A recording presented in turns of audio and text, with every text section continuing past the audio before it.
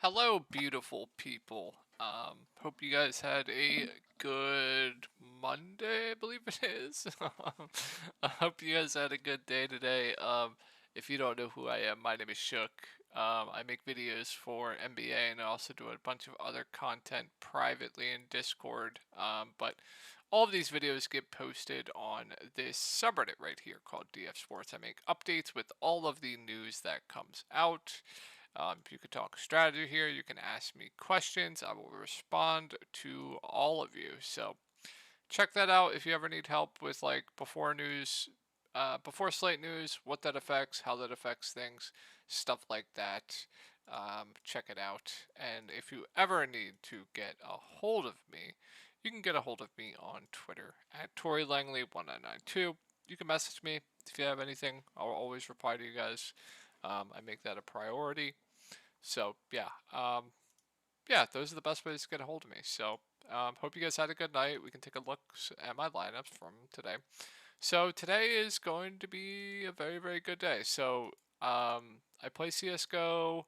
I cashed in all my double ups in CS:GO. I was shocked. If any of you guys play CS:GO, I was absolutely shocked that just was 15% owned in cash. I was absolutely shocked that half the field faded Materius.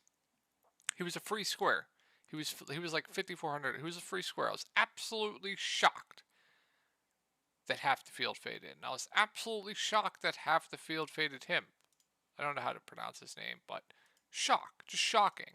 But as you can see, was going to be a profitable day overall. And then Showdown last night got second place in this tournament. So luckily, we are coming back alive here. Looking at my lineup from tonight, I should have been a millionaire tonight. Once again, getting very, very bad variance, but luckily tonight, it wasn't going to hold me back from the cash. So Killian Hayes, he got injured, barely played the second half. Chris Duarte, he got injured, so that's another day of two injuries in my lineup. As you guys recall, I believe it was 3 days ago. I had Ingram and I had who else got injured? I forget who else got injured, but had two injuries in my lineup that day, and then just I think I had an ejection the other day. Two injuries. It's been a rough week, but luckily tonight we were able to get into the cash. We also had Josh Green get into massive foul trouble. Luckily, he still smashed. We had Isaiah Jackson get into massive foul trouble. He kind of got there. We had blowouts in my lineup, just everything. But thank God for Giannis. Thank God for Sabonis. They carried me up into the cash tonight. So, going to be a great day overall. The core that I had for today was Killian Hayes. He was breaking the slate until he got injured. But Jackson, he was doing phenomenal until the blowout plus foul trouble. Jaden Hardy was a core play for me. He absolutely smashed. And then Andrew Nemhard was also core play. He smashed, but could have been a better game. Definitely could have been a better game. So 4 out of 4 on the core. 4 out of 4 reached over value. So I will definitely take that. So yeah, guys, if Discord is something you are interested in, where I have in-depth content going over each slate, player pools for cash, GPPs, cores, and stuff like that. We also do other stuff like PGA.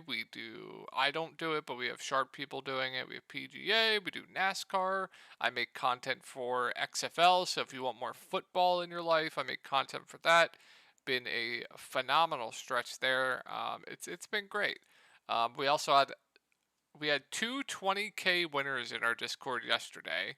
We had another 20K winner tonight. It's been insane. It's been awesome. So I believe we have a 9 game slate. 1, 2, 3, 4, 5, 6, 7, 8. So 8 game slate for tomorrow. I think it's a pretty good slate. Looking at the slate right now, I think it's pretty good. So let's go over it. Obviously, it's a really good spot here for Cleveland. Charlotte, they don't play too much defense. They play pretty fast. So we have no Jared Allen. Obviously, the thumbnail, guys, we make the thumbnails a week in advance. So Unfortunately, Jared Allen wasn't out when the thumbnail was made, so I do apologize. But the thumbnail's fucking dope. J-Ruck, he makes them. If you guys ever need any graphic design work, let me know. I'm sure he'll do some stuff for you. They're phenomenal. But yeah, really, really good matchup here. I think Mitchell, is okay. I think Garland is definitely easier to get to between the two. I think I'd prefer Garland now that he's sub 8K. I actually do like him at this price point going up against a fast paced Charlotte team. So I do like Garland. Mitchell more of a GPP only play. Jared Allen is out, so I think people might be scared of this price tag for Evan Mobley, but he got into a bit of foul trouble last game, and he still played 39 minutes. I believe he got into a he would have played like around 40. He only lost like a minute or two if I recall correctly, but they're going to run a tight rotation, and you're probably going to get close to 40 minutes from Evan Mobley in a phenomenal matchup at the 5. His floor plus ceiling goes way, way up at the 5 compared to the 4. Obviously, he does play some 5 when Jared Allen's healthy, but he'll play pretty much all of his minutes at the 5. I'm pretty sure. So, 4 plus ceiling goes way up on Mobley. I think he's still a pretty solid play even at this price tag.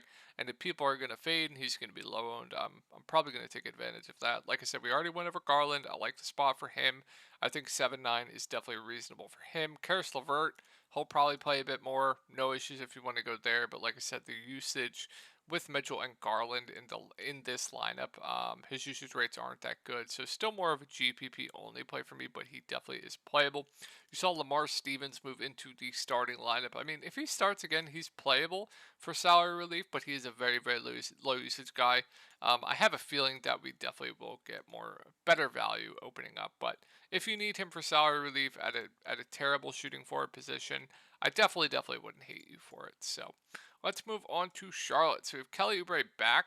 That definitely impacts things. Terry Rozier going to be the clear number one on this team. I think he's okay. Like I said, I don't like targeting anyone against Cleveland. Now you have Oubre back. That definitely hurts a bit. Now the price is up. So more of just a GPP flyer to me. I think Oubre is easier to get to. Definitely a lower floor than Rozier, but a similar ceiling, but also has that shooting guard, shooting forward eligibility. He'll also play a ton of minutes as well.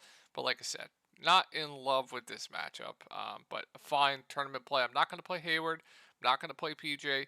No Mark Williams, so you're going to get Nick Richards starting at the 5. I still think he's a very good play, even at this price tag. Just really good point per minute guy, starting at the 5, probably plays 30 minutes.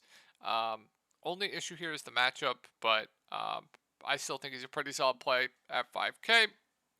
I think Dennis Smith Jr. is priced about right now. Also have Oubre back, so that hurts. Kai Jones will get the backup 5. He's also a good point per minute guy. He fouled out in 13 minutes, so I have a feeling he could have played a little bit more. Like, if we get close to 20 minutes from Kai Jones at 3.3K, I would think he pays off this price. So an interesting GPP flyer there if you want it. Let's move on to Detroit. So I don't think any of these guys are going to be playing. So Jaden Ivey's in health and safety protocols. Bojan, there's no reason for him to play. There's just no reason. So I believe both are going to be out. Isaiah Stewart's out, Bagley's out, Diallo's out. We have Alec Burks. I don't think will be back as well. So we're gonna assume everyone is out.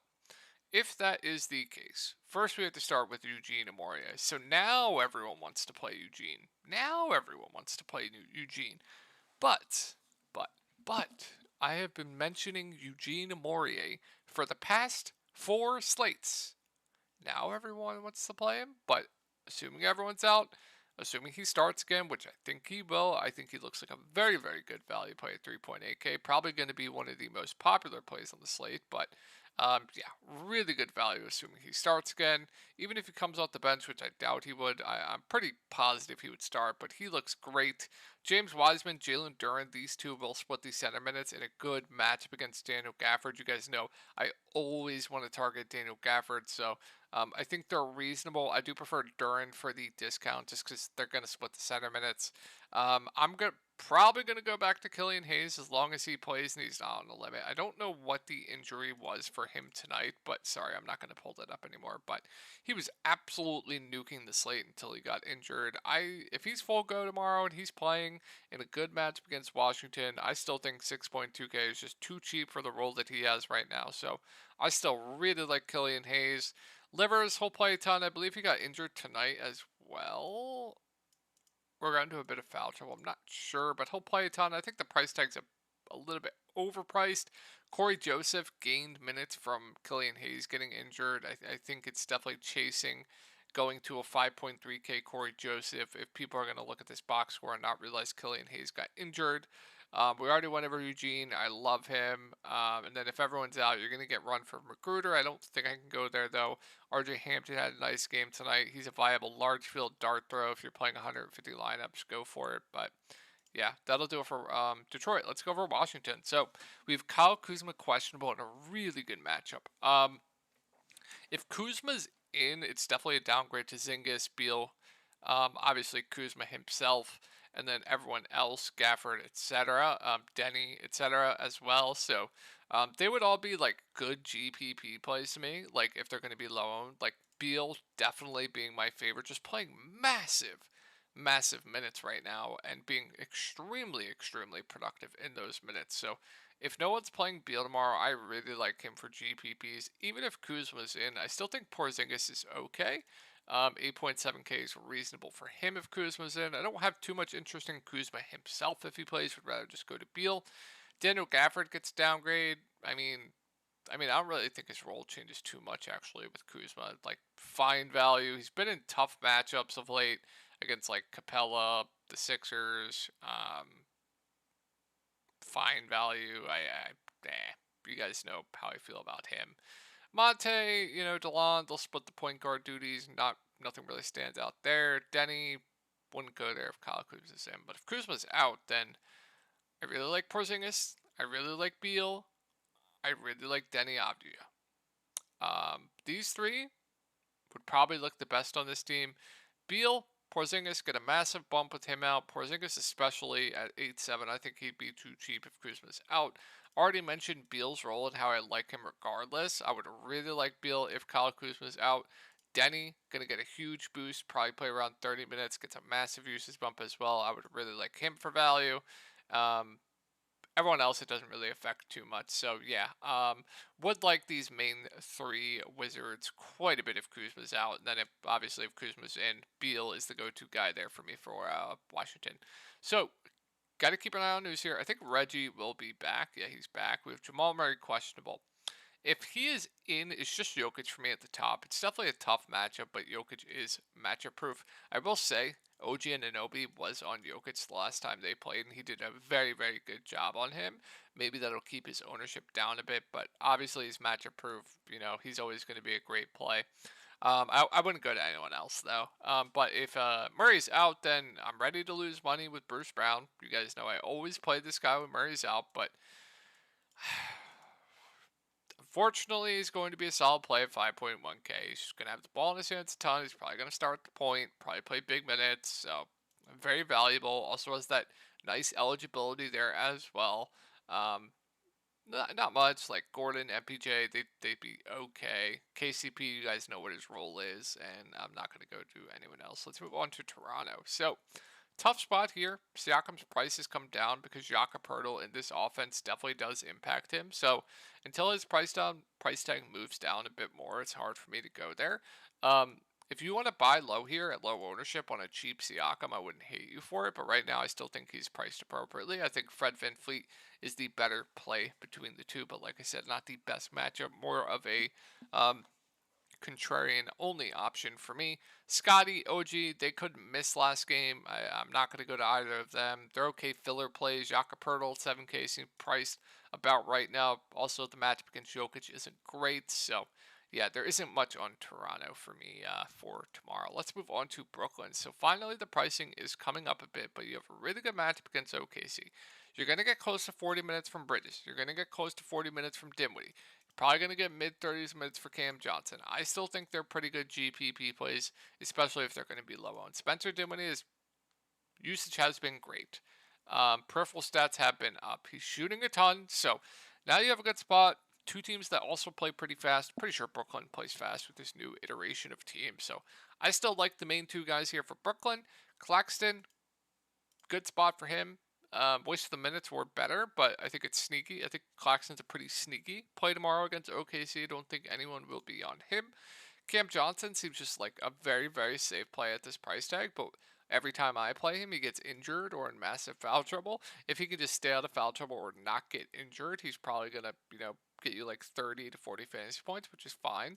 Um, Not paying that price for Royce, not paying that price for Dorian Finney-Smith. So, really the main four guys here I have interest in for Brooklyn. On to OKC. So, not the best spot, but clearly SGA is not on the limit. And 9.4K is just a joke for him. I don't know why his price came down so much. I really don't understand what DraftKings is doing here. So, I really like SGA at 9.4K. He should be like a 10.5K player in my opinion. So, really like SGA. Josh Giddey does have a ceiling, but does get hurt with SGA back. Jalen Williams, I would not play with SGA back.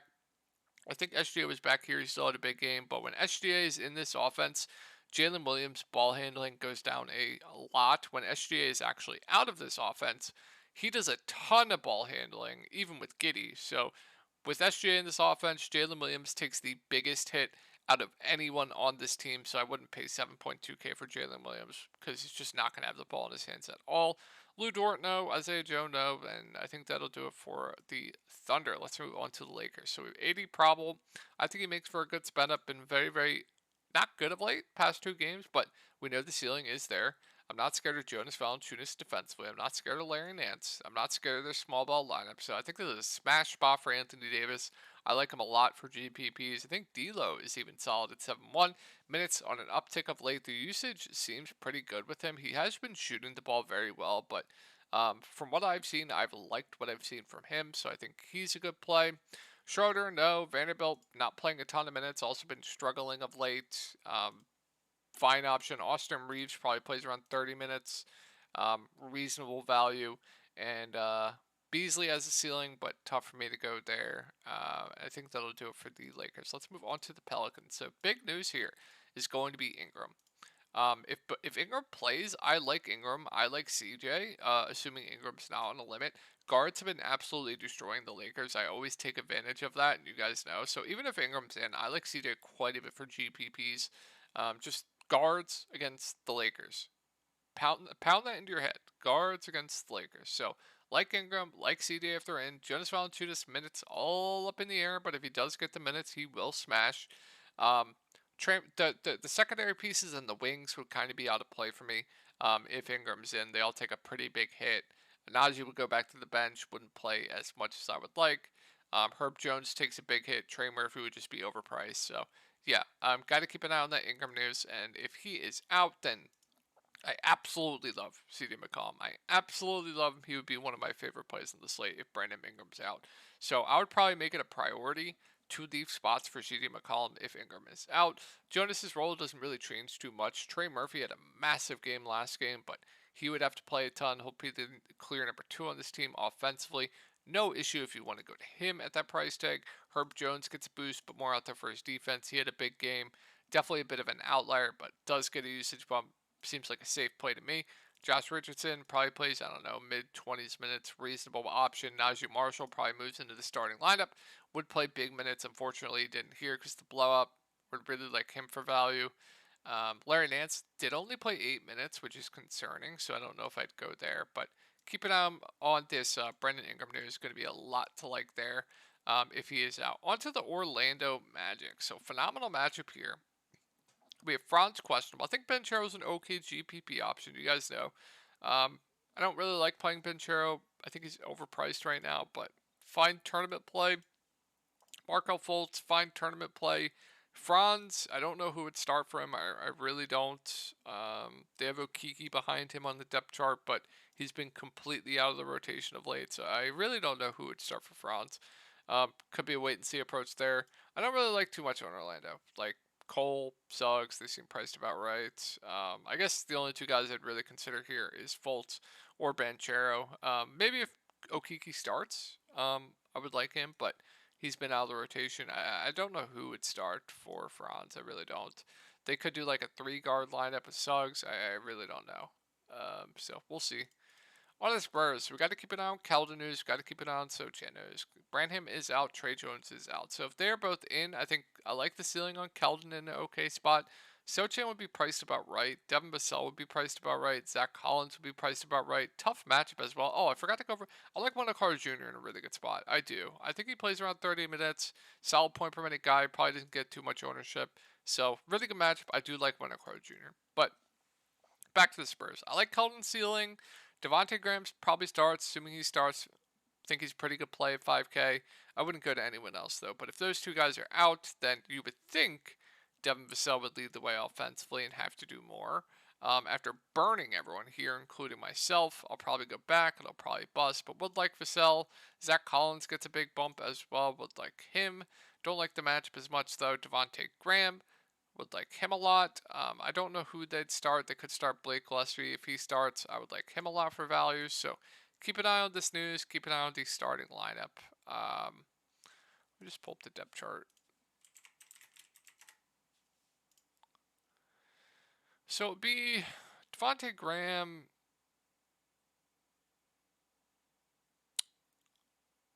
Yeah, I'm not entirely sure who would start.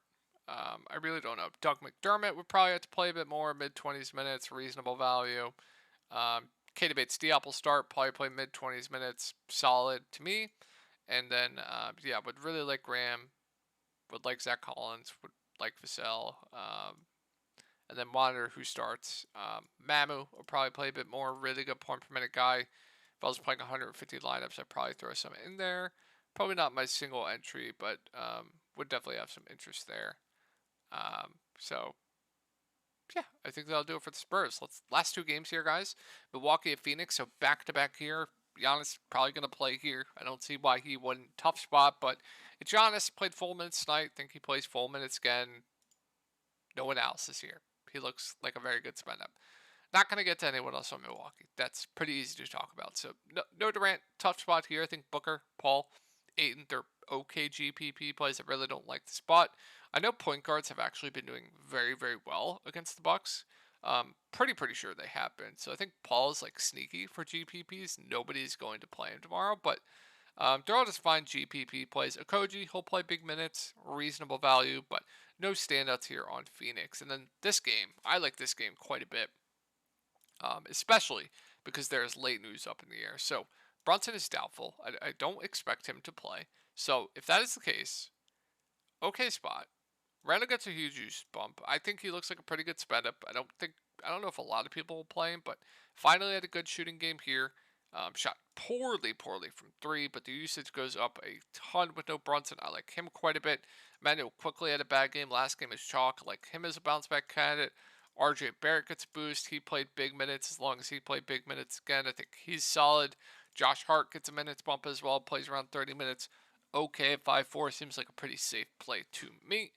Mitchell Robinson, like his ceiling for GPPs. Quentin Grimes, don't think I'd go there, but would like the pretty much this 6 for the Knicks. On to Portland, so big news to monitor here. Dame, Grant, both questionable. If they're both out, I'd assume starting lineup would be Simons, Reddish, Thibault, Nurkic, Little, maybe? Let's see. Yeah, probably Nasir Little. So if they're both in, which I don't think Grant plays. I don't. But if Dame's in, not much on Portland. Like it would probably just be Dame for me. But if these two are out, then I really like Simons. I think Cam Reddish is solid. I think Nasir Little would be a good value at 3-3. He would just be way too cheap. Not the best point per minute guy, but would be a pretty good value. Thibault would get a boost. We already went over Reddish. Shaden Sharp will have to play more. I like his ceiling off the bench at no ownership for GPPs. Nurkic, they trolled his minutes last game. Who the fuck knows? If you want to take a shot, like if I knew Nurk was going to play 30 minutes tomorrow without those two, he would be in my lineup 100%. But who the fuck knows what they're doing there? But yeah, would like Simons a lot, would like Reddish, would like Nasir Little a lot. Thibault would be playable, and then Nurk GPP only, but would be fine. So hope this video helped you all out, and I'll talk to y'all tomorrow.